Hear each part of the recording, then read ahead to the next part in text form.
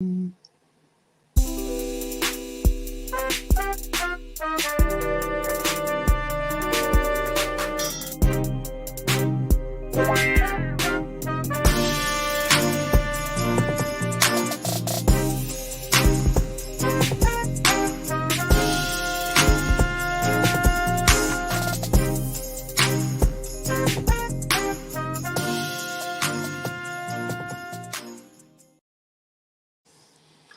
hey. Hello, fellas and madams and sirs and sirettes.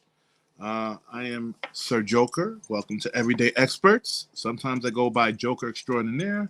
Sometimes I go by El Poeta Guasan. I have many surnames and pseudonyms and pen names. Sometimes I go by Achille. Tonight I have a very interesting show for you. I have a very talented musically inclined individual who I came to know through Mr. Fishbeck. I feel bad for my guest because he's been friends with Rob for about 6 years, he said. So that means Rob has him trapped somewhere in a basement and only lets him out to eat and pee. And I think both of those are negotiable. Max is currently working on the album and a rebranding, as he so eloquently called it.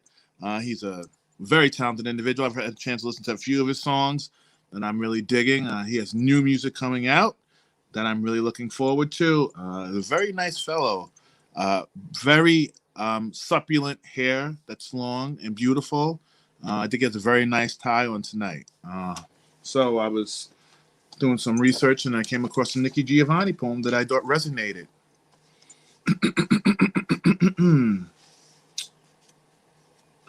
In the evening, by Nikki Giovanni. But in the evening, when the sun seeks rest, I evaporate. I become its wind and remind us of the songs that tell a history of the comfort and love so that the children may know.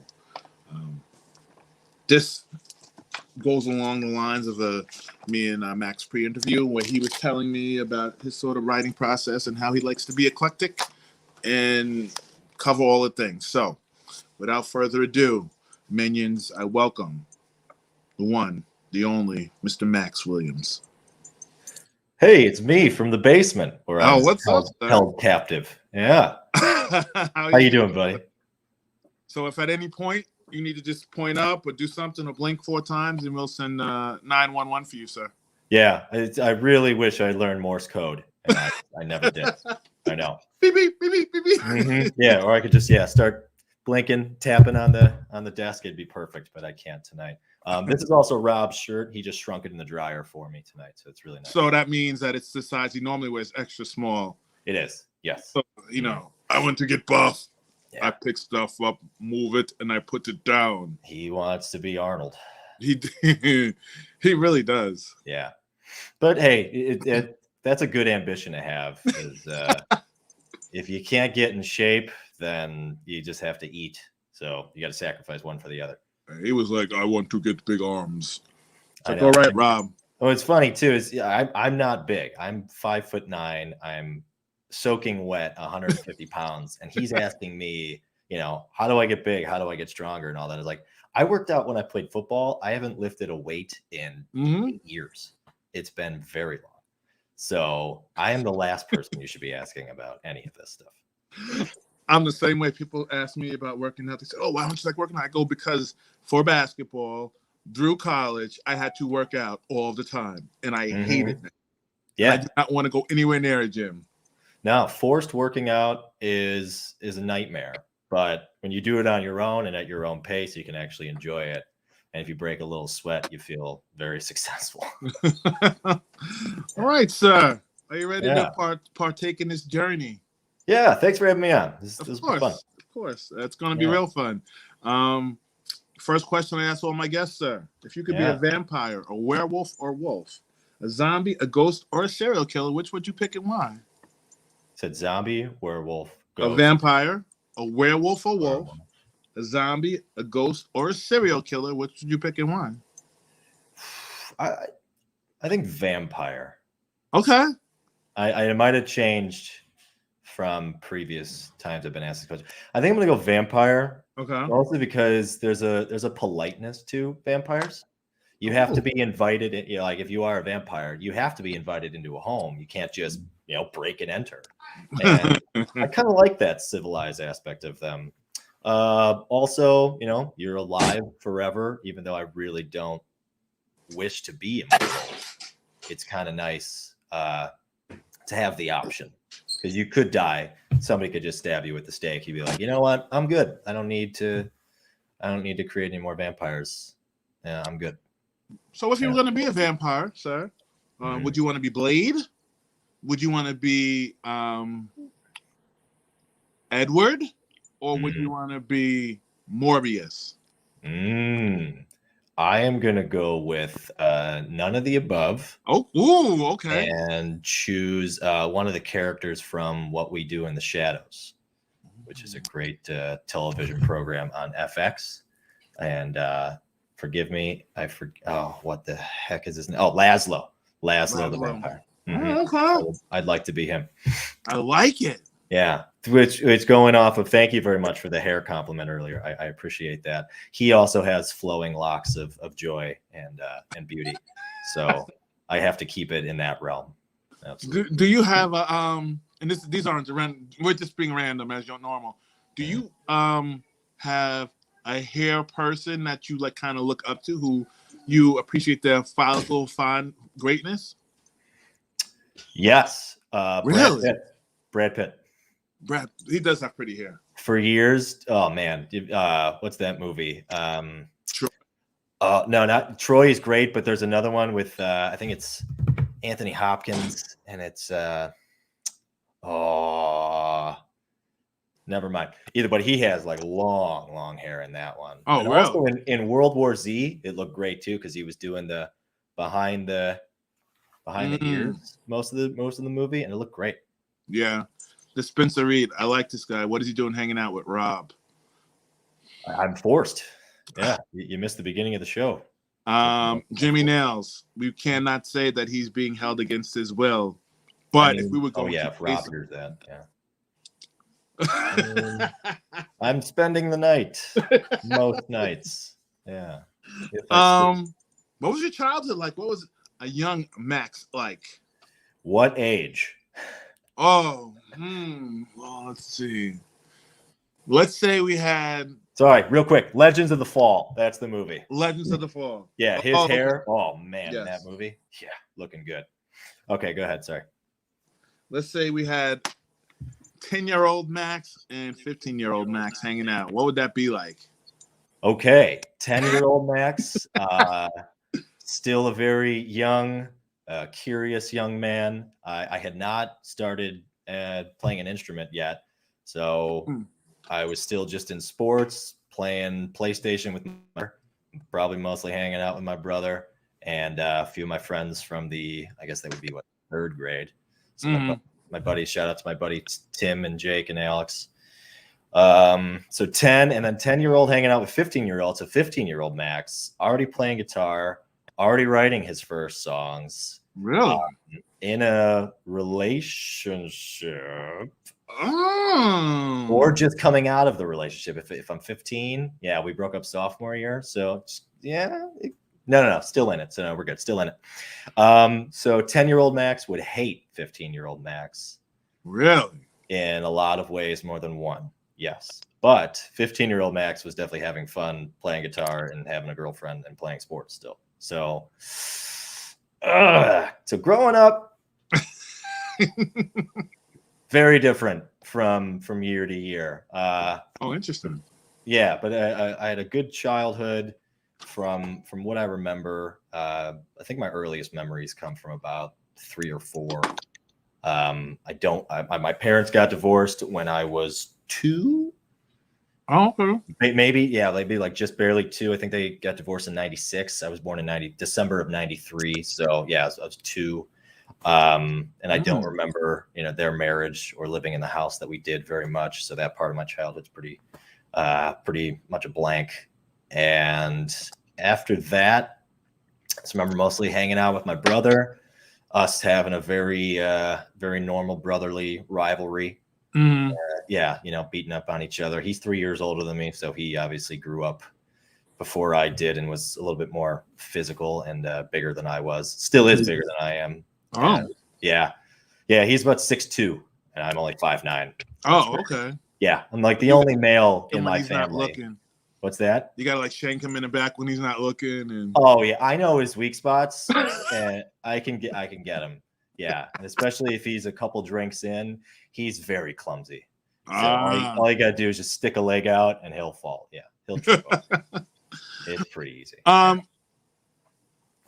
Did the sports lead into music, or was it kind of a transition? Was it a dual love? Early on, it was mostly sports took the front seat, music took the back seat. One thing I don't like, so 10-year-old Max and 15-year-old Max would both agree that they did not have a good work ethic. Very lazy. So even being in sports, I didn't really work out on the side or practice sports outside unless I was playing with my brother or my grandfather. But I wasn't running routes or conditioning myself outside of those things. So I was an in-season sports player for sure. And then music, it took a little bit of a backseat. It took me a good 3 to 4 years to start practicing on a regular basis telling myself that if you want to do this, you have to, you got to roll up your sleeves as I've done. And you got to actually, put forth the effort to make sure that it happens the way that you want to happen, especially because I am a writer too. So if I want to make the things that I want to make, you got to put in the effort to be able to do it. So yeah, sports was the main thing. And then music finally took over, especially once I graduated high school and I didn't play sports in college. So it definitely helped. Took to the guitar and that became your girlfriend ish.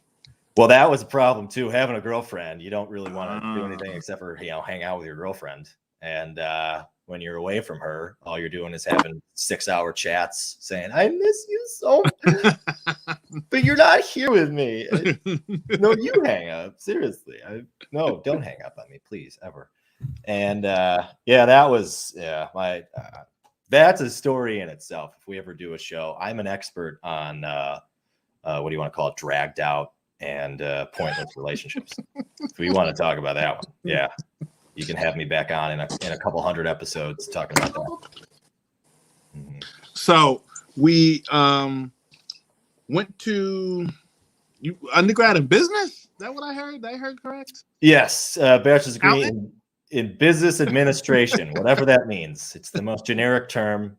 It's like a liberal arts degree for business. Yeah, it means almost nothing. I originally went for accounting because I wanted to be a huge nerd. I decided not to be a huge nerd. I went into teaching for a little bit, and that totally changed. And then finance, and then long story short, finally just graduated with a generic business degree. Thankfully, in the 4-year span, I was like this close to having to go another semester or another year. Oh, wow. I really dragged my feet on that one. And but that's thankfully, work ethic. Exactly. College. Oh my God. Whew. Don't go to college if you're lazy. I'm serious, people. If you're 20 or if you're 18, you graduated high school and you're like, no, it needs to be I want to go. Not I guess it's college. You need to have some sort of backbone and a work ethic because nobody holds your hand. Yeah, my first semester of freshman year, I went to SUNY Albany, and like just doing work and being away from home, and it was so different for me. It was like a culture shock, and that's what happened. And I was just like, oh yeah, I'm gonna do work, and I didn't do work. Did you already have your mindset too on what you wanted to do as well? I always knew what I wanted to major in. So undergrad, I majored in English communications with a focus in literature.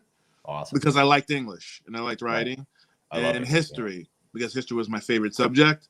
Yeah, history. I didn't really have you could tell I didn't have like a direction in mind when I. Yeah. It's those are I call those like floating degrees. They're like, I'm not gonna get a a job in English, but I'll have something where I speak English. And yes, I majored in that, so it's okay. Mm-hmm. And ask me any question about history, and I'll tell you. But you're not going to pay me. Trust me. No, I mean, Mm-hmm. and it was when it came to time to graduate, I was like, what do I want to do? Oh, let's see. I could be a curator at a museum. No. Yeah. I could be an English teacher, a professor. No, I didn't want to do any of that. I was like, well, maybe I should go do African American studies. And I was like, that's probably not a good idea. More of the same. Yeah.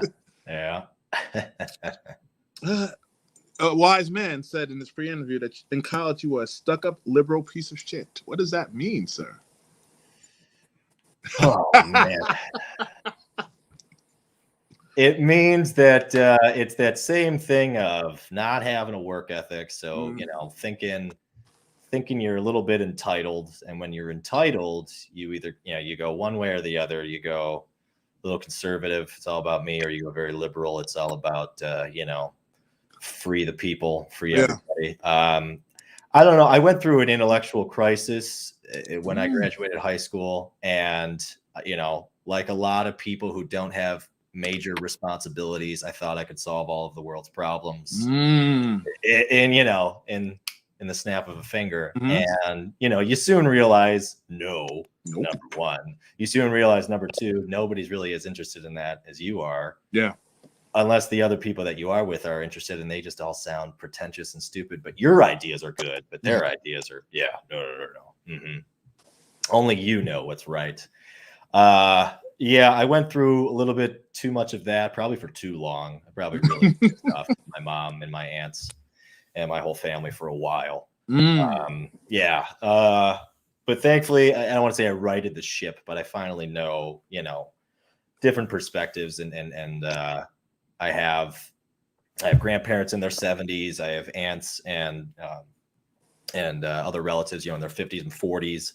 My brother's now in his 30s, and I'm now in my 20s. So we have all the generations represented. And if you can't learn from people that were born, years before you, then you're not going to learn anything in life.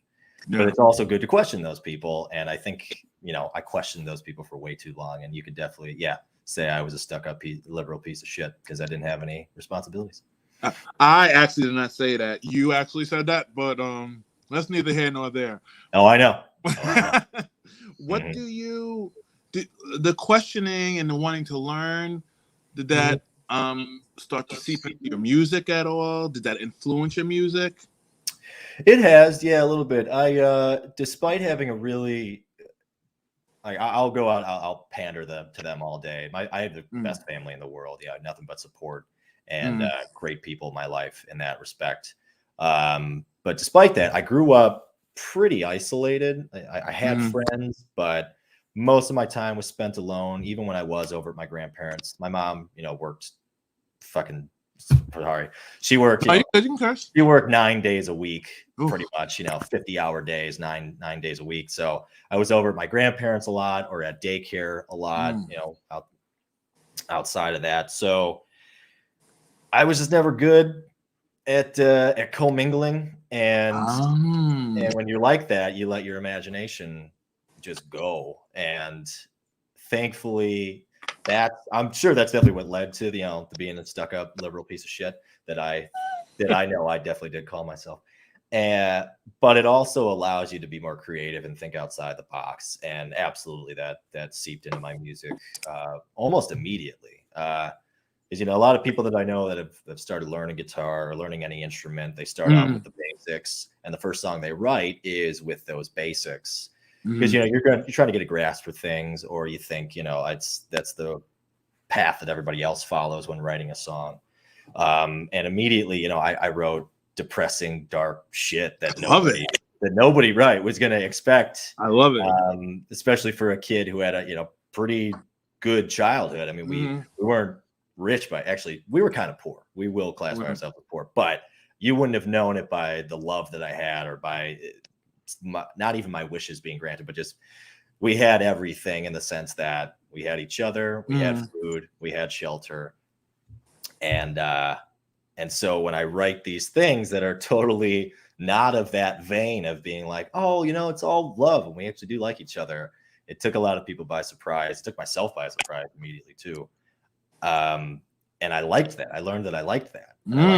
I like having a curiosity outside of what would be deemed the norm on how to write something or on how to project how you've written something or the piece of art that you've made. It's yours. That's the whole point. Like nobody else made it. And if you make it, you're opening up people so that they can have their own interpretations towards it. And that's actually a beautiful thing. You don't want to paint the picture number not by number and tell people no, this is what it is. You want to have some sort of leeway and some sort of give and take, and not just be black and white. You want that gray area so that people know. So long-winded answer, yes, the curiosity and the questioning of everything certainly made its way into my music. Still makes its way into my everyday conversations. I don't think I can have a normal oh yeah, great weather today, huh? Yeah, beautiful. Yeah. Did you think maybe it is the aliens turning the AC on? Yeah, pretty cool. No, God just left the heater on. That's why it's hot outside. Do you so we're gonna move into the music, so I'll ask you the questions in this order. You did have another very profound quote. You said your hands are your tools. They are. Yes. Please expound on that for me, sir. Absolutely. As you know, instruments are physical things. They're tangible items. You can lift, you can look at them, you can spit on them, you can kick them. But no, in order to play the guitar, and that's not made from a piece of software on a computer, you got to be able to use your hands. And I dabbed a little bit in construction and contracting a little bit too when I was growing up. One of my mom's her ex-boyfriend from a while back, he taught me those tools of the trade, and I actually still do some of that stuff with my grandfather today. So I use tools with my hands, but my hands still in general are the tools. And even I still handwrite my lyrics today too. So that's why I consider my hands to be important tools as well, because I need to still know how to not just know how to spell up here, but still write legibly with my hands, be quick, almost as quick as how my mind is processing everything and having the ideas come out. So it's that beautiful blessing of hand-eye coordination, which really to me is more just like a mind physical embodiment or connection, as far as they really should be one thing. They can be separate, but all together they work as one whole unit. And the hands get the most things done. Thankfully, we have opposable thumbs. We're not like the lions, the tigers, or the cats. What do you mean? We need thumbs? Yeah, right now I'm good. Yeah, I'm a sea otter. So yeah, if I didn't have hands, I obviously wouldn't be playing the guitar at all. I wouldn't be able to play bass, piano.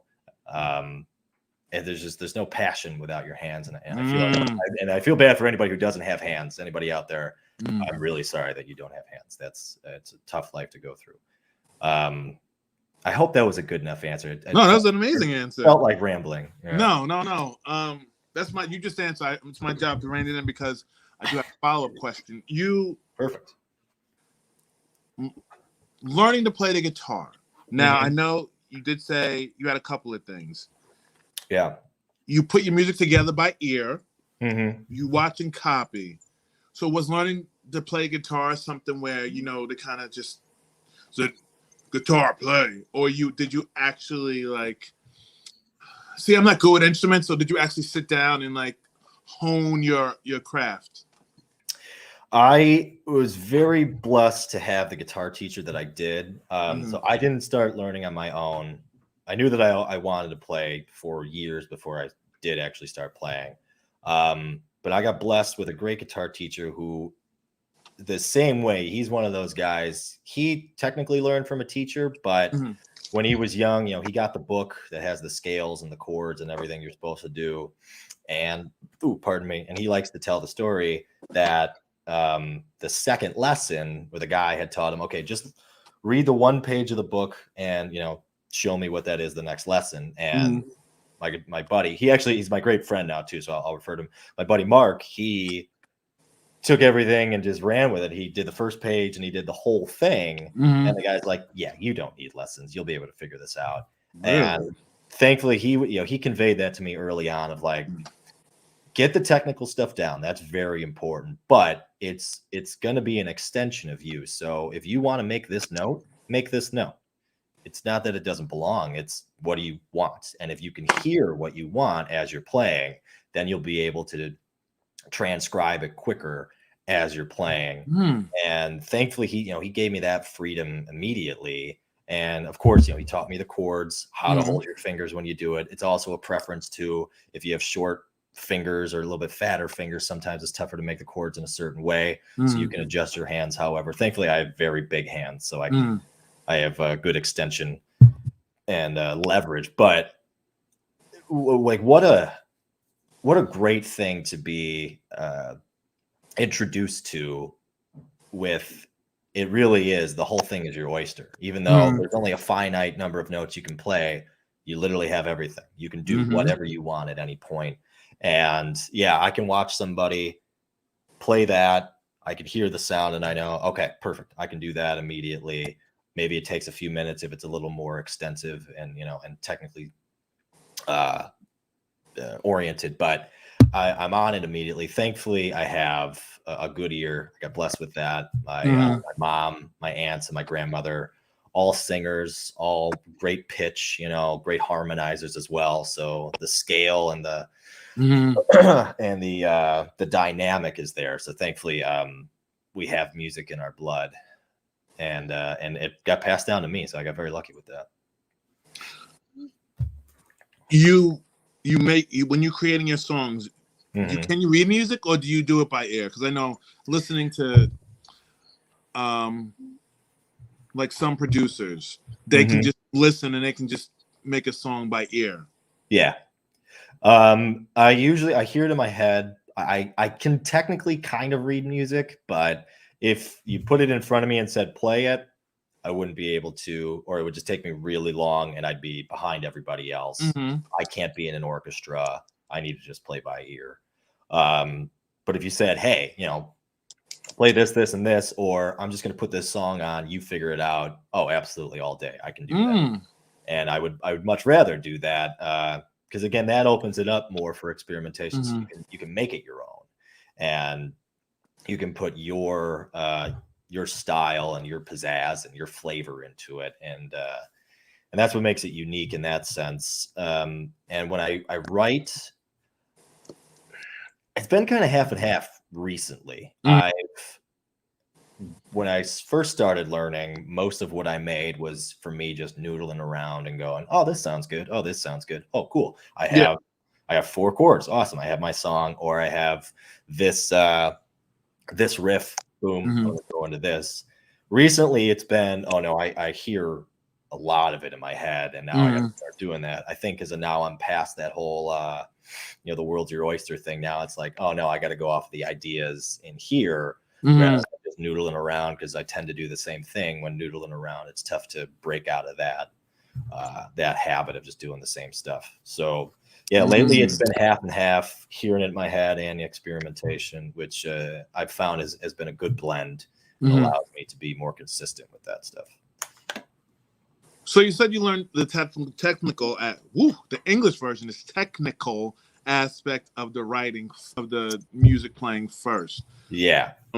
I know when I learned to write, obviously you learn to write a pentameter and meter and pitch and all of that and blah, blah, blah, blah, blah. But now I kind of write free too. Yeah. Do you think as you've progressed album-wise, as you go into your next album, song, whatever, that you've developed as an artist better because you have the technical grounding, or do you think you'd be better if you were just like a free bird? I think no, I definitely think I'm becoming a better artist because I have that technical foundation, and especially learning it at a young age. I know like the great age is usually like 7 or 8. I learned at 11, But even then, just having it when you're young and your mind is still developing, it's already, it's just coding that in your brain as your brain's progressing. So, it's just already in there. And so even if I took 20 years off of playing music, I could still be able to come back. It wouldn't be as quick, but I know I'd be able to come back and just go, oh, everything it's like riding a bike. It's beautiful. Yeah. Thankfully, though, like I said, I didn't focus too much on the technical aspect as far as that's how you have to play, or your stature has to be this so that you get the optimal sound out of everything. It's like I referenced before, you want to be able to put your flavor and your pizzazz into it. So when the technical side of things, you can be a little looser. And a great thing, a new experience that I've been introduced to during quarantine, my buddy Mark and we just started doing improvisational music. I bought Logic, which is GarageBand's awesome stepdad, and we would just lay beats down or whatever kind of loops in the background, just have a rhythm, and he'd play bass, play whatever, and I would play guitar, and then we'd switch off. Maybe I'd play bass on the next one, he'd play guitar, do whatever on the keyboard, but it was just hit record, what comes to your mind, go. And you find the liberating feeling that it is just to go, oh man, it feels so good to not be confined to anything. I don't have to just do G, D, C, G, D, C. No, I can play whatever the hell I want, but it also still sounds good because I know how to play the stuff. It's not like I'm just an amateur picking it up 6 months in and going, oh yeah, I can make Beethoven's, Symphony No. 5 so easily, right? And but make it my own. It's like, no, you got to put the years in, and then when you start finally experimenting, it is also awesome when you're high too. That definitely helps. Yeah, a sober mind is tough to do it because you still feel like, oh, what should I play? When your mind's not totally in a sober state or a very alert state, that's when you're going into the the subconscious, or the I guess you could call it the unconscious, and you're letting it flow from there, and you can get a more beautiful, uninhibited sound. That's interesting. Is that the music playing? Is that the songwriting? Is it both? I could say, I think it still starts. It starts from being a musician first. It's knowing you want to make a sound, and it's knowing you can make a sound.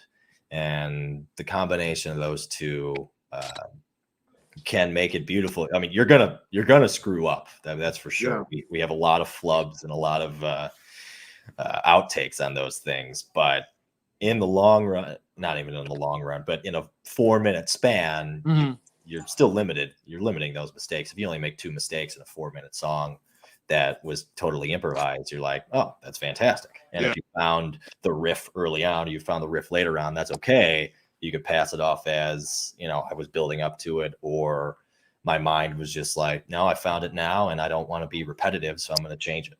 And it definitely comes from being a musician first. Do you find the way you write, because it's a little uninhibited, sort of like free verse, I guess, for lack of a better term. Do you find that makes it more authentic to you, or more organic? I guess that's the word, more organic. That's a good question. I certainly don't write how I speak, and I know a lot of people don't. It's very difficult.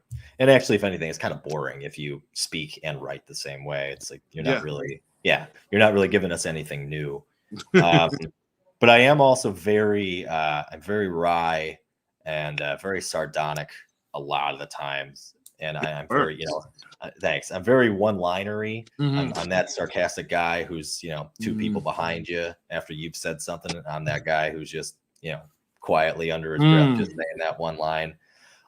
So I like to sneak that not attitude, but that overall just, I'm kind of sarcastic, or I'm kind of pulling your leg a little bit on this because I want you to not like question authority, but I want you to question the lyricists. I can't, like I said, it's open to interpretation for anybody who listens to it. So I'm not writing because I want you to think this, this, and this. I'm writing because this is me expressing myself, and this is me saying this is what it is for me, but it could be totally something else for you. And that's why I like to combine humor with dark themes, so that you're thinking more than you're just nodding along to the music. And I know for some people that just sounds like a nightmare. Yeah. I have to think while he's up there. Oh my, I paid to see this. He should be paying me to think. God. And that, I think when it comes to poetry, reading in general, but when it comes to poetry specifically, people are so afraid to just be like, just sit down and read. Oh, it's so deep. It's always so, I don't want to think. Yeah. And it's like, well, you don't like your brain challenged at all? Right. It's not like you have to read poetry 24/7. It's like, give your mind actually an exercise that's outside of just typing in on a computer screen or just looking at a fucking YouTube video for 9 hours, give your brain the ability to explore itself outside of its repetitions and just the same fucking thing over and over and over again. So yeah, I like to throw curveballs in there too. I still, when I first started, it wasn't always free verse. I was very rhyme heavy, but I like being rhyme heavy because it still is one.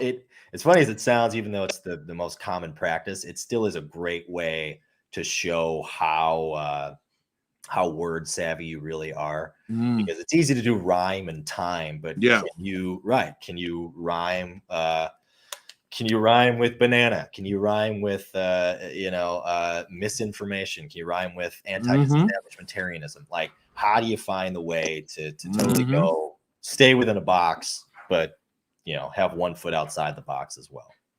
Yeah, I know for me, when I first started writing, I used to write in couplets all the time, excuse me, AA, BB, all of that stuff. And it was, I don't think I ever wrote formulaic when I wasn't in poetry class or English class. I've always been a free verse writer. But I do try to stay away from the couplets, because I do think that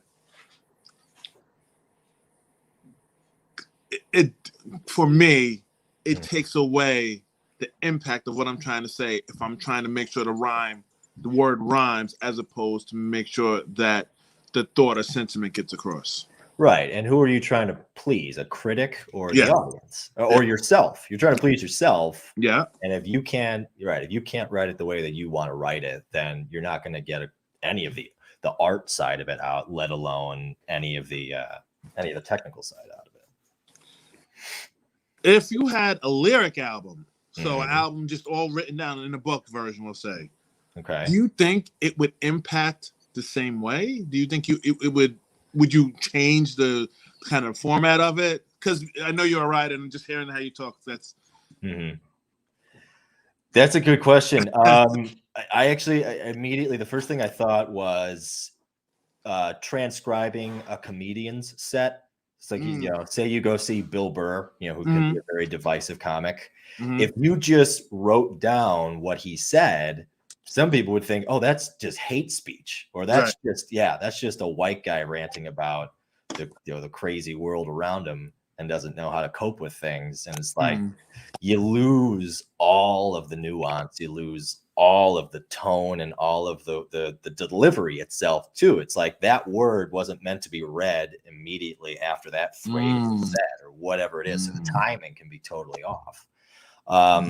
So I think it can go the same way with lyrics. And when you sing a song, one word may be, a whole measure, and then you have 4 words after it, and you're like, yeah, that kind of changes how I hear that song, or that changes how that lyric really hits me, because that one word is so predominant and it's so there, but those 4 words kind of feel like they're lost. But if you actually wrote it out, you're like, oh, it's just a phrase. Who cares? It looks like it's just letters on paper. Right. So yeah, and I think the way that I write, I have entered into like lyric contests and all that stuff where you don't submit the music, you just submit your lyrics to the songs. And I've never won. I'm not about to go on oh no, I beat the system. No, I've never won, but I don't really expect to win, because looking at the history of the people that have won those contests, oh yeah, my lyrics don't come close to the standards of how they're judging those things at all. But I still like to throw my hat in the ring and say, you know what, I'm not gonna just sit and cry that you guys don't choose good writers. You just you have your formula and you stick to you it. have what you like. You have the formula. Somebody's gonna fit. They're gonna check off the boxes. Exactly. The Mac Show. As we move into the next part of the show called the Mac Show, what handwriting your songs. I know I've been doing a lot of my books in my notes on my phone, which is a godsend. I used to write my first book. I probably hand wrote most of it. Oh, that's awesome. Yeah. How does that affect the creating? It keeps you focused on it. If you're sitting on a computer, it's very easy to be distracted. Or if you're typing notes into your phone, same thing. Maybe you get a text, or maybe you get an Instagram message, whatever it may be. It keeps you focused on it.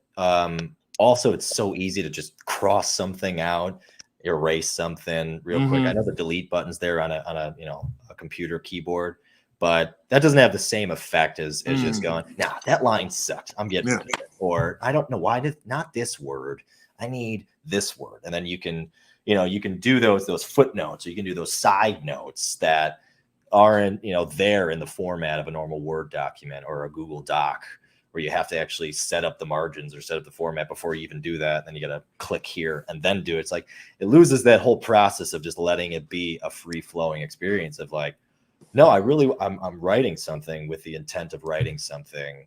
And it could just be a bunch of nonsense in a row, but I'm spilling these words out, or I'm spilling these feelings out. And then I can decipher it from there, or I can leave it as is, sing it, and then go, oh no, none of this works at all. And just holding a piece of paper while you sing, because you're not totally, the lyrics aren't completely ingrained in your mind yet. Holding that piece of paper, there's just something about it. When you're singing into a microphone, you're holding the lyrics right next to you. You're like, yeah, all right, I'm into it.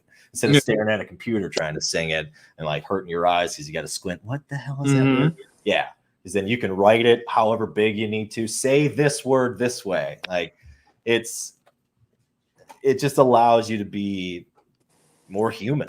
It just allows you to be more you, because that paper and that pen, again, is an extension of yourself. So you're transferring yourself into this process, and it's nice. Oh Lord, that's a lot. I'm sorry, I have long-winded answers. Sorry. So you're saying that I'm inferior because yeah, screw your phone notes. You said what? Screw your phone notes. How dare you? Suck anyway. Yeah. When you talked about the feeling, you try to find the fire point within a feeling, or the fine point. I don't remember what you said, something to that effect. When it comes to the feeling, when you're writing the feelings and emotions, you try to find a certain point within the feeling that you want to bring it forward. Oh yeah, you find the emotion and the feel and the feeling behind it. And I guess you can find the failure within it too. You'll know immediately after you've written something out, handwriting, the next line or whatever, and you just repeat it back to yourself. You kind of know immediately, like, no, I don't want that one. Or immediately you go, oh, that's it. Thankfully, I hit the right word. Because you can pause, but if you pause at a computer screen, you just feel like you're staring into the void, which I've done plenty of times, staring at a piece of paper, just going, oh my God, what word works here? Write yourself. Exactly. Just, please unlock me from this prison. Just, can I just have a glass of water? Can I just go eat something? I need to get my mind out of this. And sometimes, it can take days. Thankfully, I think I even mentioned it before. I in the pre-interview a while back, that usually takes me about an hour, maybe two, but it's a draining hour. When I write all the lyrics. Well, because when we talk about your song structure and how you structure it, yeah, you said you have to write the whole song at once. That must be so much fun. It is and it isn't. Yeah, it is and it isn't. I 99% of the time, the music has always come first. So no matter what, I complete the music, or at least the foundation of the music. So at least the bass part, the guitar part, and the drums, if there are drums. Oh, pardon me.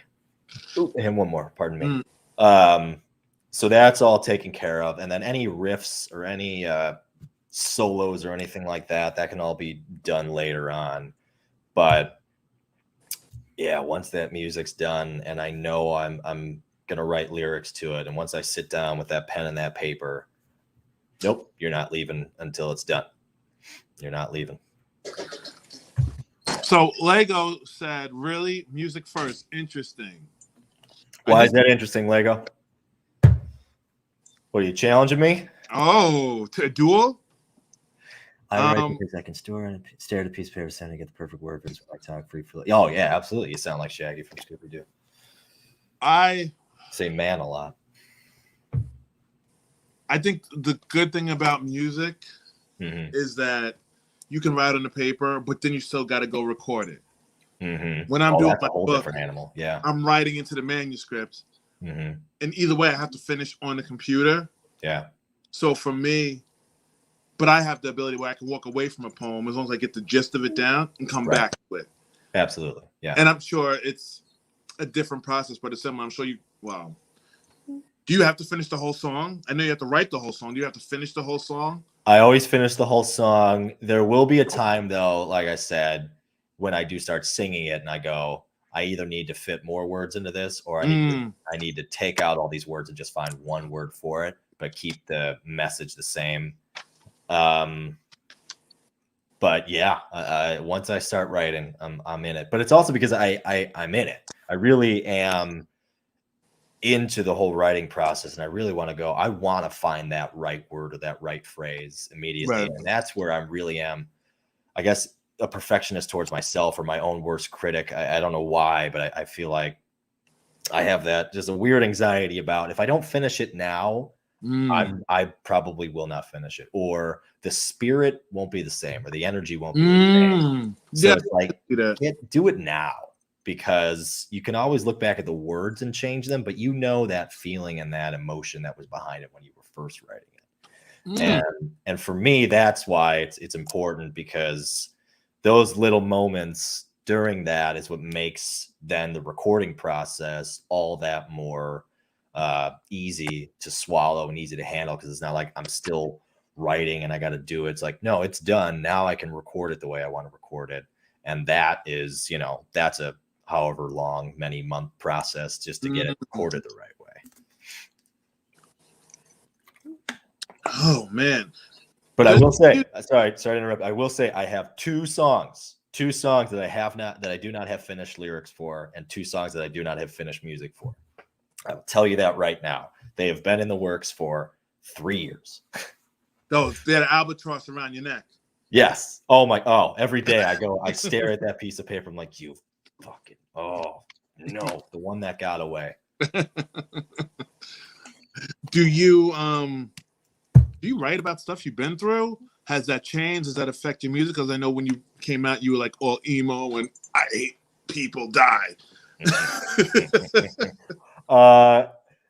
Yeah, yes and no. Like I said, like you asked that question earlier about, having the curiosity and, questioning a lot of things.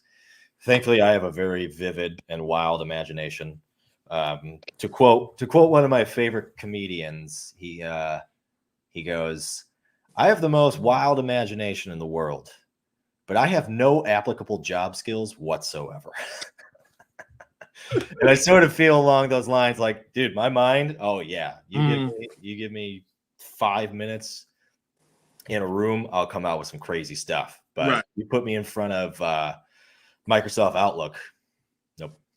I know how to do it, I just don't want to, and I'm not gonna. Nope, I know. Nope. Where was I going with that? What was the question? Sorry. The question.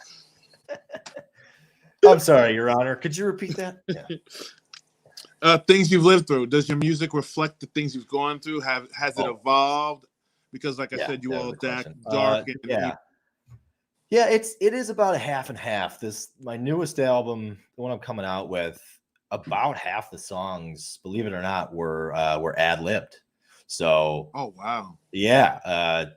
So it's sort of the same thing as writing the song. I did do them all in one take, and then if I sang it incorrectly, or if I was off key on one, I did go back and redo it. But they were all done just in that moment. I hit record and I recorded the lyrics right then and there. Whatever spilled out is what spilled out, and that was cool to finally do that, because I'd only been used to doing that with music. So none of those were based on experience. None of those were based on living through a trauma or seeing something. Those were all purely just from the imagination and the subconscious, and just going, all right, what's coming out right now?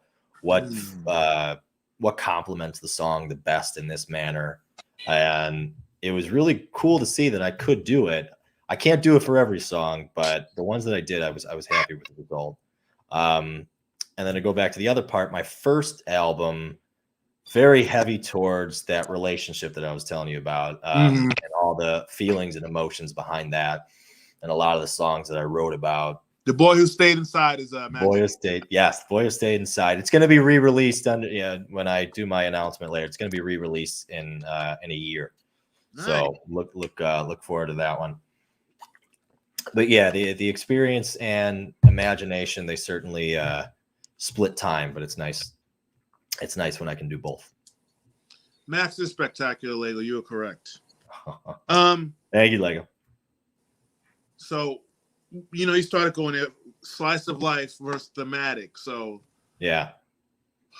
The Boy Who Stayed Inside, more thematic or more slice of life? And this new one is kind of like freeballing it, so to speak. You could kind of combine The Boy Who Stayed Inside a little bit as a slice of life and thematic. It certainly is the reference to my childhood, as I said before, of mostly growing up, despite being surrounded by people that love me and were always there for me. Kind of growing up isolated, not having a lot of friends, not having a lot of outside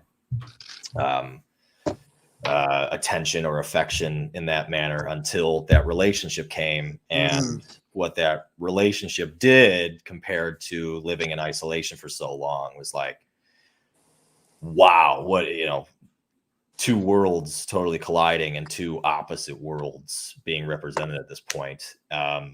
So it's like The Boy Who Stayed Inside, I was accused so many times of that relationship of not being, emotionally available, or being very emotionally arrested. And that was a part of emotionally arrested. Oh yeah. It's still, I still am kind of emotionally arrested. I got to get better with it, but I certainly was I was kind of like a machine in that relationship. I was almost purely logical and very cold, but that's how I processed things. And we were also teenagers at the time. It's like, you can't expect me to be this fully evolved human being. No. When we're 17 years old and you're crying about somebody not giving you the right, cup of coffee at the Starbucks. What do you want me to say? I don't know. But it was a lot of that. It wasn't just one-sided though. There, trust me, it's a whole thing. But either way, so part of it was that being emotionally arrested within a relationship, growing up isolated, and then slice of life of things. One of the songs called It's Hard. I wrote that song from the perspective of death, or the head Grim Reaper, and how it's tough to be in him. He wants to do something else, but this is all he can do. And I felt like that was my life for a very long time. Like, it's tough being the poor white kid from the suburbs. Oh my God, I have it so hard. But really, like, it's tough being in a emotionally draining relationship, and it's also tough being in a family that loves you unconditionally and not always being able to return that. Yeah. And you want to be able to, but you just can't. And so a lot of it, I would say, is split between slice of life and thematic. Is it hard for you to create music that's not, or music or write that's not a reflection of you? So let me give you an example. So sometimes when I write poems from like a female standpoint about something that has nothing to do with me, just to have a different kind of vibe to it. It is harder. Yeah. Thankfully, like I said, I have a good enough imagination, but it's definitely harder. I've done this twice. I've written 2 songs that I'm actually very proud of. One was based on a comedian's joke. And I just wrote a rock song based on it. And because he's actually really well known for that joke, and he likes to, kind of update it, but keep it in his set a lot of the times. And I wrote a song based on that joke.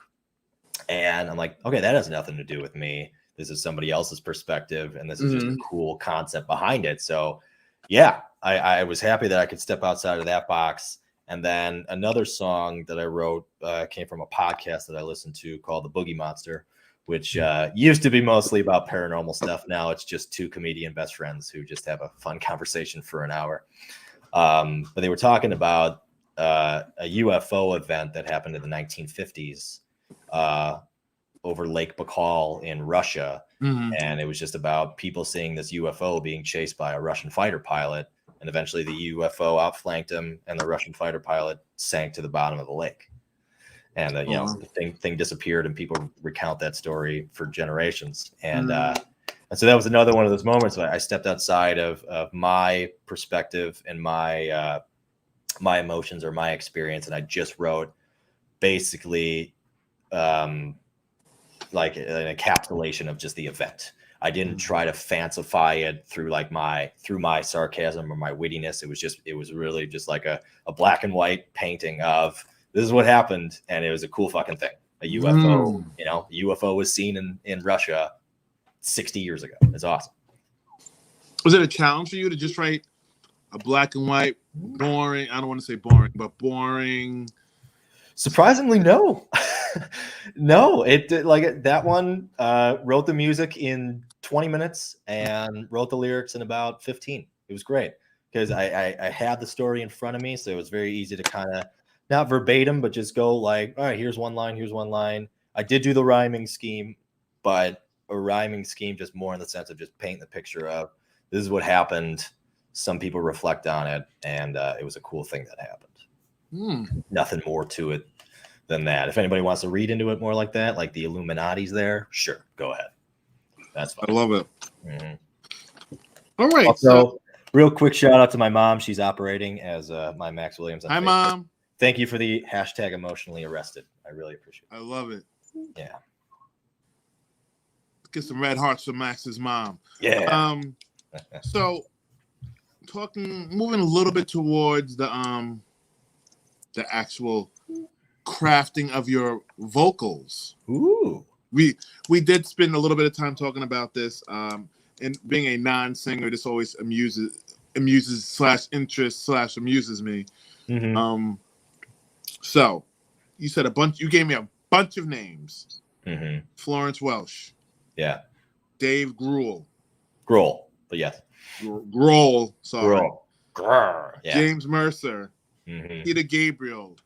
Yeah. Those are some singers that you pointed out as influential, as kind of helped.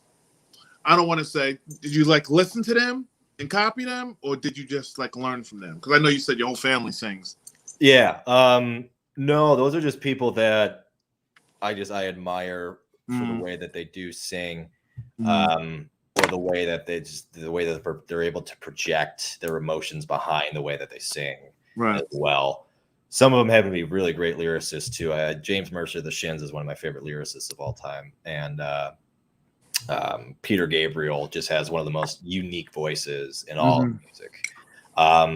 So yeah, it was never about emulating them. It was just always about respecting them and knowing that they didn't copy the people that they admired and liked when they were growing up. They found their voice on their own and literally found their voice in the way that they sing now. And that's why I respect them so much, the way that they sing. And it's like they're that inspiration to just, sing the way that you sing. You'll find it in time. I used to have a shit voice. If you met me even 5 years ago, I had a really bad off-key voice. But me too. Oh wait, that's today. Sorry, go ahead.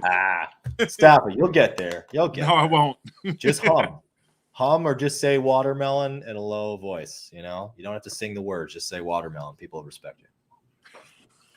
But no, it was one of those things I knew I had to put the effort into. As much as I would like another singer, I don't want somebody else singing my lyrics because I wrote them.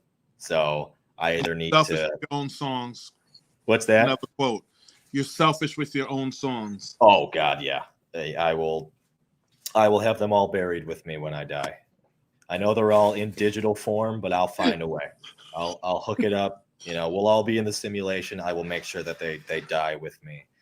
But but no, so I figured, all right, if I'm not going to be a guitarist in a band, if I actually am going to be the singer-songwriter of my own band, I got to learn to sing, or at least I have to learn to sing on key. And it's not always going to be pretty. It's not always going to be great. But what I know that I get away with too is I have a lot of energy on stage, and I do have a good scream that is finally on pitch these days. So when in doubt, just do the Dave Grohl and just scream for 20 seconds, and people will be like, "Oh yeah, all right, he's a real rock star." And it hurts. It hurts your throat, but you sound cool when you're done. So when you were telling me about your singing process of your crooning, you said find your duration and find your most comfortable note. That's how you kind of practiced. Yeah, a lot of it started off as just when you play the guitar, the harmonics are already built into chords. So when you pluck each string or note individually, you're going to get a different sound. But obviously, when you play it all as one unit, that's what makes the chord and the key for that. Max, do you like your own songs, or after you finish, do you move on and think back on old songs? Ooh, I want to come back to that, Lego. Absolutely, I want to come back to that. So you can find the harmony within that, and that allows you to find pitch, and then also allows you to be able to sing, multiple parts within a song as well. And then, yes, you want to be able to match that. So obviously, tune your guitar, kids at home. Always have your guitar tuned so that you're singing on key. And just practice till it sounds right, or till somebody goes, "Hey, that wasn't half bad." Yeah. Sometimes you're going to have people around you when you're practicing. So just practice till it sounds right to you. You're probably not tone deaf because you're playing the guitar out there, kids. Thankfully, I'm not tone deaf. I can hear it all. So I know when it sounds right. I know when it doesn't. Breathing is also very important. Nobody, I shouldn't say nobody, but people really don't tell you. They say sing from the diaphragm, but they don't tell you got to breathe. You still have to breathe. It's not just an ab workout where you're just sitting there till you're red in the face. Yeah. No, dude, you're going to burst a blood vessel. Breathe. Oh, I have to breathe? Yeah. And a lot of people don't tell you the practice of, warming up breathing before you sing too. That, oh my God, how open my world has become just by taking 5 minutes before I actually start singing, just breathing, just opening up the lungs, getting the diaphragm, stretched out and ready to go, because it's going to get a lot of use when you're going through it. And if you really can breathe through your nose when you sing, for some reason, it's more natural, because you're not, you don't have to put as much energy behind it when you're lifting a thing. But if you can get it through your nose, I unfortunately have a pretty fucked up septum, so it's tough for me to do that. But when I can, and I'm not singing like the high screechy stuff, it's good to where I'm singing just something low, breathe through the nose and then exhale through the mouth. That's what's going to help give you that girth too, and that that earthy sound from your diaphragm, and singing from here. And you're not just breathy all the time. It's again, another long-winded answer to say, yeah, I practice the hell out of it. That's beautiful. Yeah. Mr. Munoz, could you bring back up the captain's question so Mr. Williams can respond, please? Yes, please. Yes. Do you like your own songs, or after you finish, do you move on and think back on older songs? That's a great question, Lego. Thank you. I have maybe a handful of songs that I've written since I've started writing that I just look back on and go, yeah, this is either it's shit or just I'll probably never play this ever again.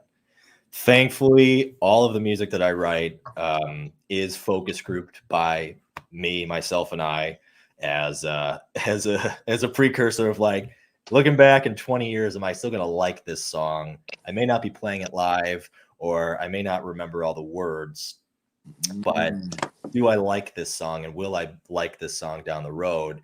And 95% of the time, the answer is yes. And thankfully, I learned that through the first mixing engineer that I worked with. Shout out to Ben at DZ Records. He, we and I talked about this a lot, but you got to like what you write. If you don't like what you're writing, you're wasting your time, and people are going to find you out eventually. You might have some success, but in the long run, nobody's going to appreciate you as an artist or as a musician at all.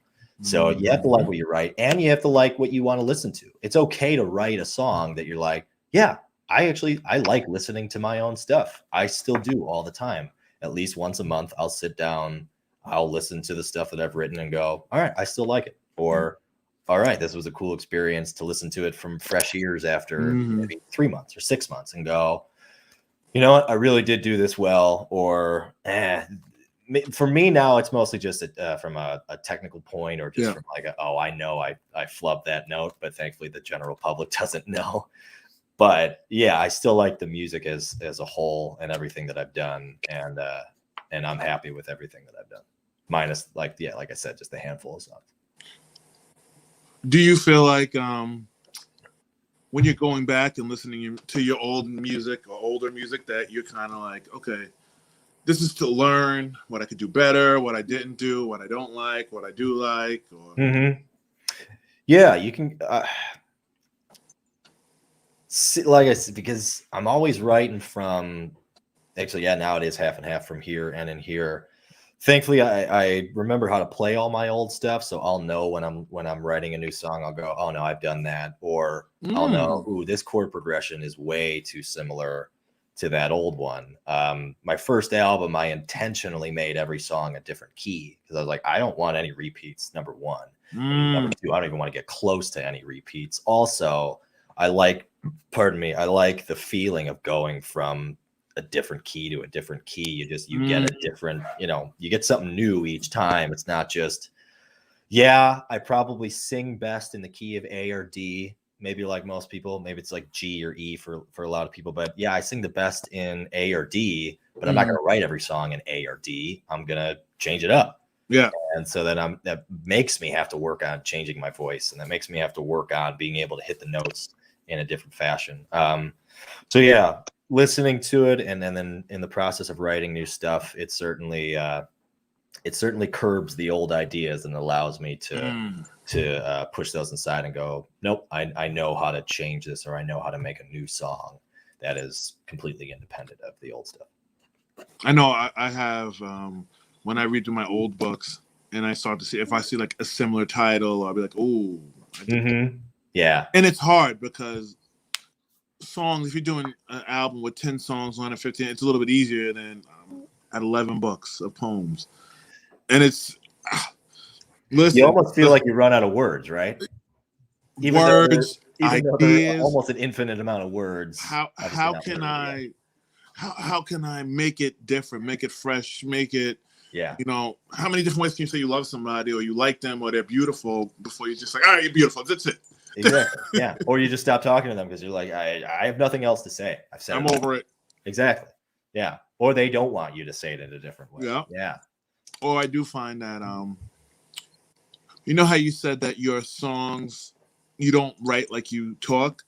I feel like as I progress, I'm the opposite. It's starting to become a little more conversational. Like I'm almost having a conversation with like you about you. Do you know what I mean? Oh, hey, that I like. It's just me approaching where it's less poem. It's less poem and more conversational. That's poetic. Yeah, you don't feel like somebody's making you read something. You're just you're engaging with them as you're reading it, rather than feeling like it's a chore because you know it's poetry or it's free verse. I like that. But and that's great that you can recognize that your style is changing. or that Esther. that you enjoy doing it that way more now, and you actually are getting more out of it because it probably feels more natural too. Yes. Yeah. Yeah. And I also get probably like 2 or 3 books ago, I was like, I don't know where I'm going to go with this project. And I read my first book, and I actually read a book by Nikki Giovanni, and I was just like, oh, okay. And it actually sparked a different creative fire where it wasn't copying her. Okay, I needed something new, and I needed to read my old stuff so I could say, okay, this is how I used to write when I wasn't hungry and I wasn't just writing books. I just basically write. It goes in a book. Like you said, I don't have a lot of throwaways. I don't do a lot of editing. I do when I'm the content. Sure. Now it's just like I have like a system like you, I'm sure, because you write 90% of the album yourself anyway, like you said. So when you get to that point, it's just interesting for me as I evolve, as I get older and write more. Yeah. And anybody with half a brain knows that, or is usually, in tune with the fact that the artists you like, or the writers you like, or the entertainers you like are going to change over time, because people change over time, and that's okay. If they're still giving you, good entertainment or good art, then that's the most important thing. If you still like that stuff. Oh boy. Can't relate. Teach me overseas. Not a lot of editing. You'll get it, Lego. Don't worry. You will, Lego. But you got to trust your art first. And as Mr. Max Williams said, you got to step back and let the music breathe. So step back and let the art breathe. Oh, look at you. Nice. As we come around the bend, woohoo! I liked when you said that writer's block left you feeling worthless. Yes. So the quick reference back to that joke. I have a vivid imagination, but I have no applicable job skills. If I'm not making art, and if I'm not making art that I like, man, do I feel worthless. Yeah, I can be there in conversation with you. I can, try to make your day a little bit better by just being around somebody. That's usually my best way of expression, is just, being with somebody, not necessarily through words, because I feel like my words are thin and veiled, because words don't do anything in a time when people need you. They just need you, or they need something. And words are almost never anything. That's why somebody who works with words and knowing how many words there are, I know how many worthless words there are, and how many overused words there are that mean nothing when you say them, because you're just regurgitating what you think you have to say. But the context of not being able to make art, I feel worthless. I helped my grandfather over the summer and into the fall and late fall. We're repairing the deck for the pool deck. Right. And it's a lot of screwing in nails, chopping the precise lengths. And that, to me, that's something that I enjoy doing outside of art, is still making something. It's not necessarily a song, but it's now a physical product, but I'm still making something, and I'm contributing to something more than just somebody sitting around and just talking or shooting the shit, and in the sense of where it's like, I'm not making anything. Like, none of this really matters. The words don't matter, but making the emotion or making this moment is what matters. But yeah, if my hands were cut off today or tomorrow, hopefully Rob's really nice to me, then I am going into debt trying to find the best prosthetic doctor to make me new hands, because otherwise I'm screwed. I wouldn't be able to do anything. That age old thing of like, would you rather be deaf or blind? Oh, blind, hands down. Because if I can't hear music, or if I can't hear me, make the music that I want to make, nope, never gonna work. There's a story going around that you used to read the dictionary. I did, yeah, not a lot, but I did. Like 8 to 10, I would read the dictionary. I've forgotten more words than I've ever learned, but I liked the dictionary, but I actually mostly liked the thesaurus. Yep. Yeah, because I liked how, like we said, you can say the same thing so many times. The English language is filled with so much repetition of the same way to say something. It's actually kind of maddening. And you kind of question, like, why did we have to say that thing so many times? Or you're like, why is this so prevalent that we had to make this 90 times over? Like, like the word great or good. There's so many different ways to say great or good or fine or exceptional or okay. It's like, holy cow. Yeah.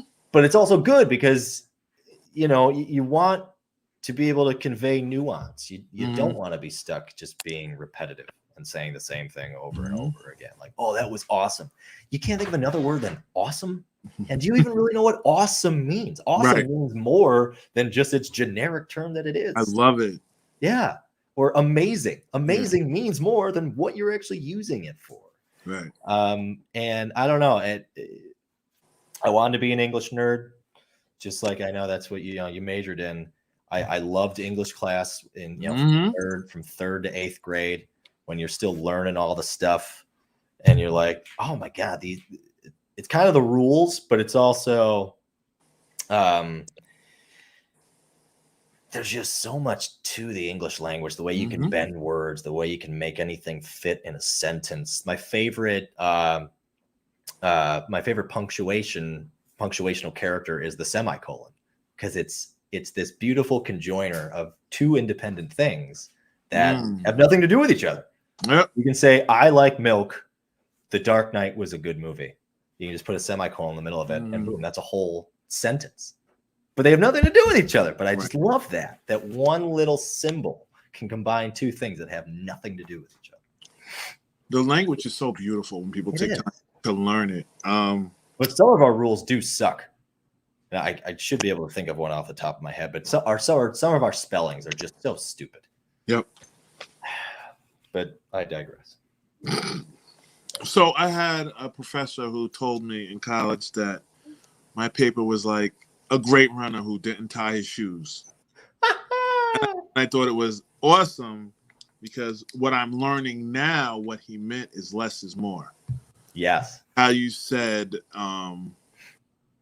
the different words, and how words varies over, vary a lot. They're so overused. And I think it's cool as my writing progresses that I'm trying to write with less words and try to get the same meaning across and more powerful. Yeah.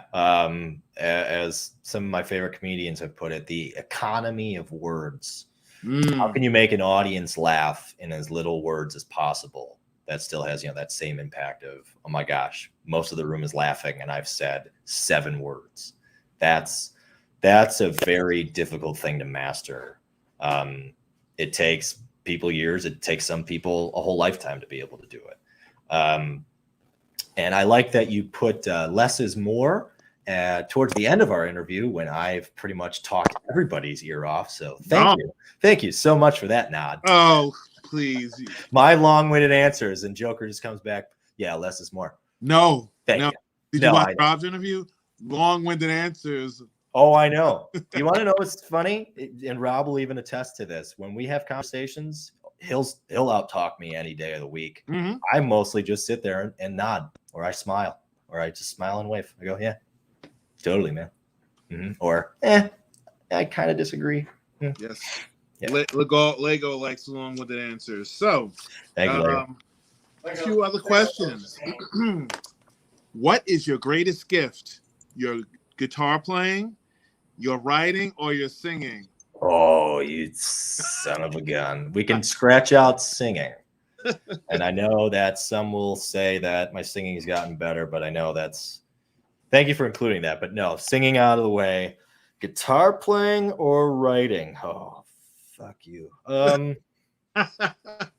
Without the music, so it's going to be, you know, chicken and egg situation. Without the music, there wouldn't be the words. Although I am technically a writer outside of that. I've written poetry and short stories. So technically, yes, I can say that one would exist without the other, but it's a tough question. I still think I'm going to go with the lyrics or words and being a writer. Really? Yeah, I know.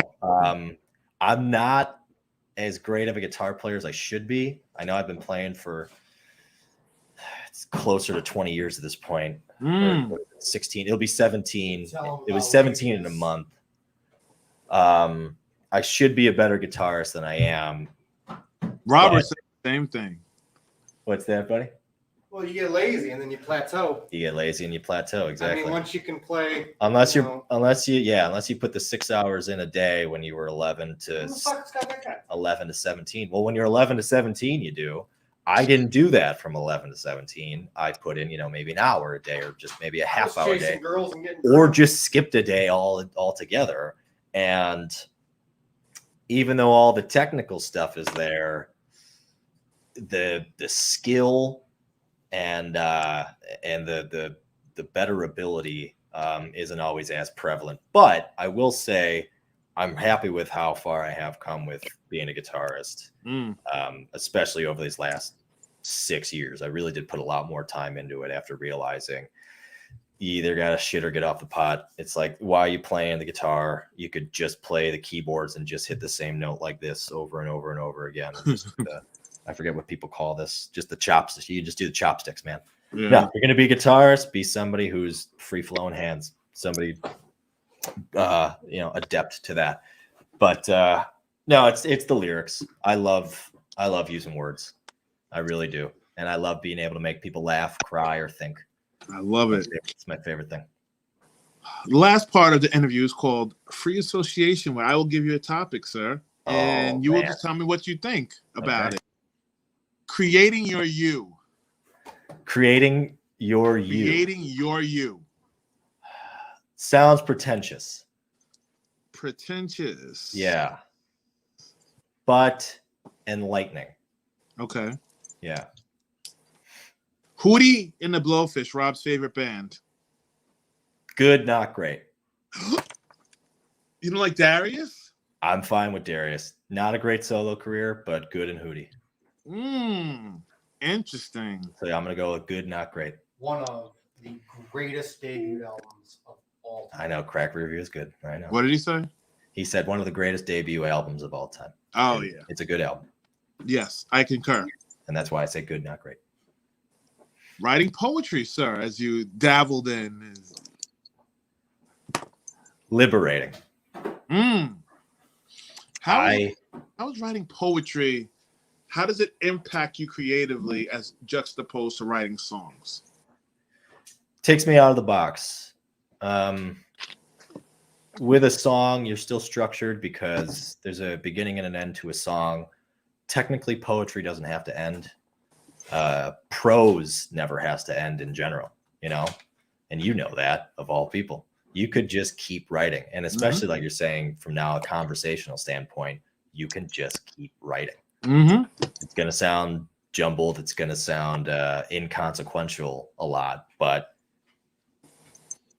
it allows you to be outside the box and not be structured. Yeah. It's Hootie. Lego. Hootie. I'm sorry. No, I am not Hootie. I don't know if you that from Jerry Maguire. Yeah. You kind of answered this already. Listening to you. Yeah, still enjoy it. I love it. Still enjoy it. Producer, singer, or engineer? Oh, what's the project?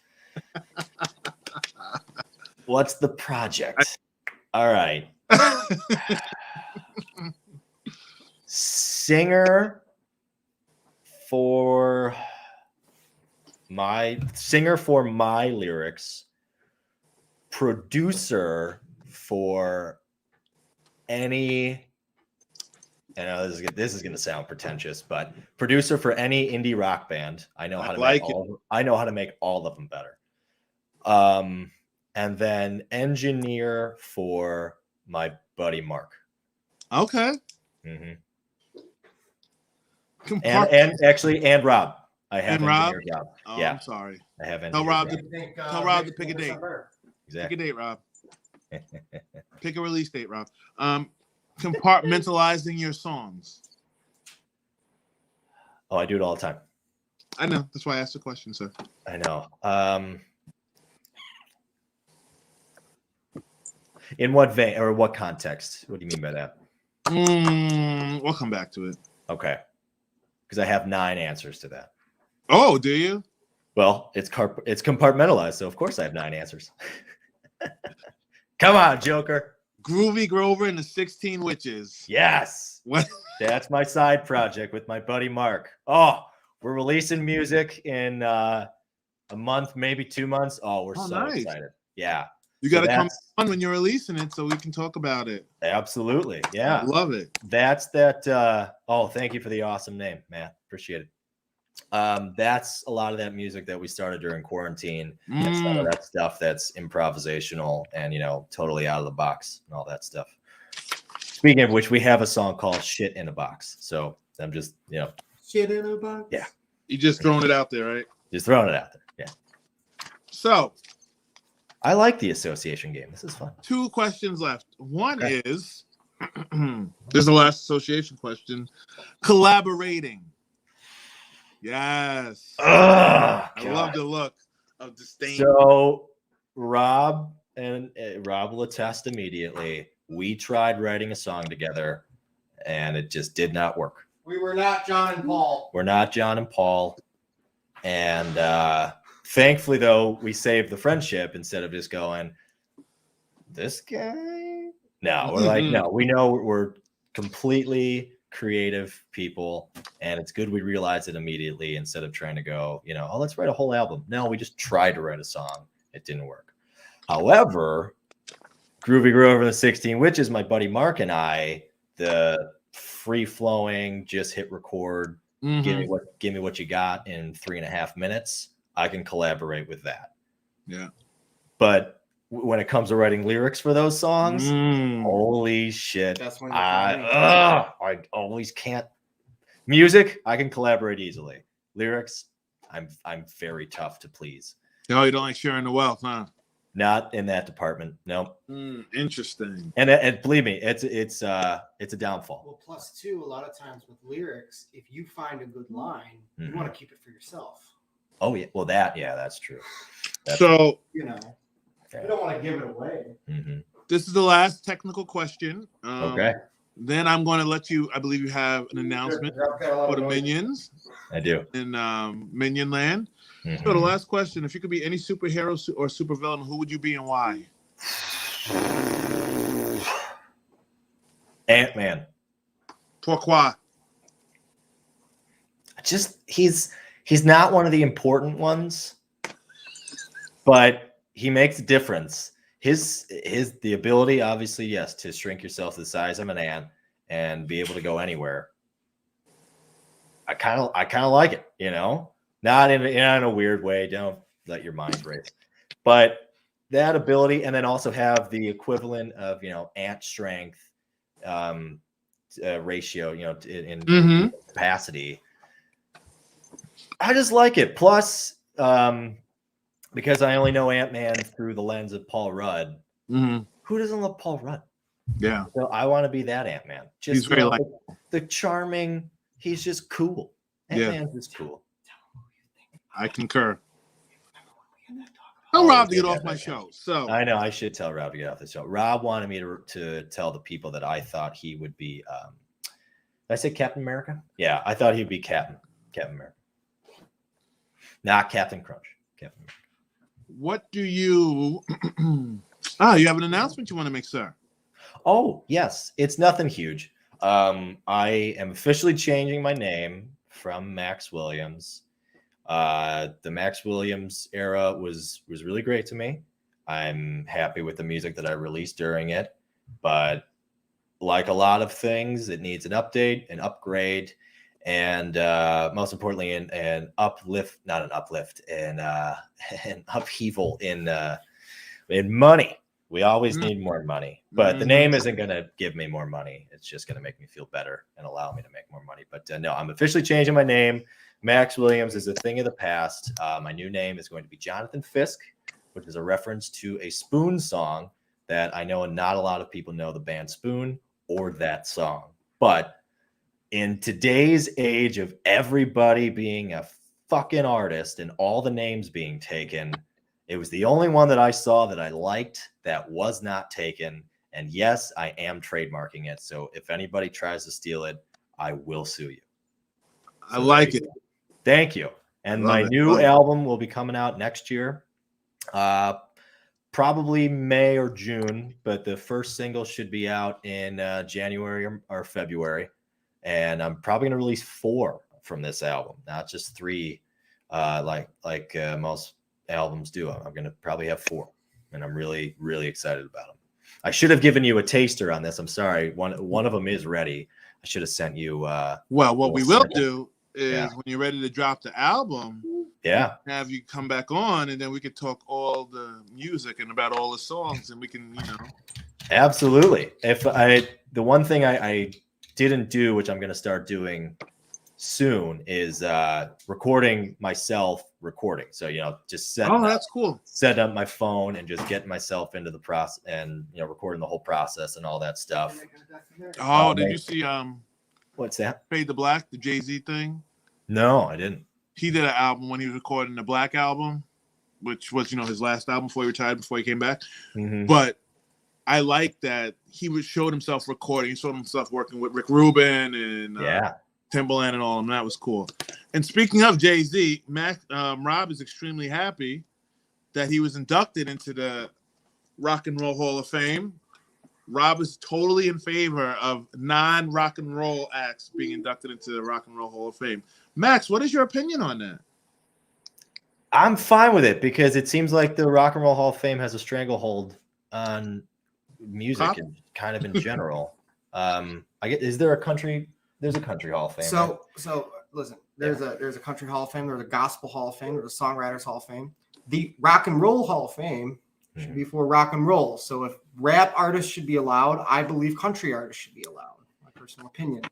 I believe in a world of inclusion as far as that goes. Music's music. If a band's big enough, it should make all of the things. And at some point, every band has made rock and roll, no matter what your band is, because rock is in everything, or blues is in everything, however you want to look at it. Blues, yes. But what else was I going to say? Yeah, I'm fine with it. I really don't care, actually, because honestly, a couple of the bands that are in the Hall of Fame, they're just fine. I don't care about the Eagles, but they're in the Rock and Roll Hall of Fame. Whoa. So it's like, okay, cool. My favorite bands will probably never make the Rock and Roll Hall of Fame. So yeah. Mr. Williams, I thank you immensely. Hang out for a minute. We made it. Yes. So we have. Thanks for having me on, Joker. This was fun. Oh, I appreciate it. You'll come back when your album comes out. We'll have Rob come on too when he releases his album. Pick a date, Rob. So also, I'd like to say that starting in 2022, me and Max will be doing a lot more music-oriented conversations on this channel. Don't have a title yet. That's I'm going to prove to Rob why the Beatles weren't as good as they were. Whoa! So, Max, thank you. Hang on a minute. So, everybody, the last show for 2021 will be December 11th. My new friend, Lisa Dell, will be coming on talking about women's empowerment, her running program, her coaching program, and all the things. As the great man, Max Williams, now Jonathan Fick, said, my contribution is music, and with that, I will sink into the blues. Joker out. Gang, gang, gang.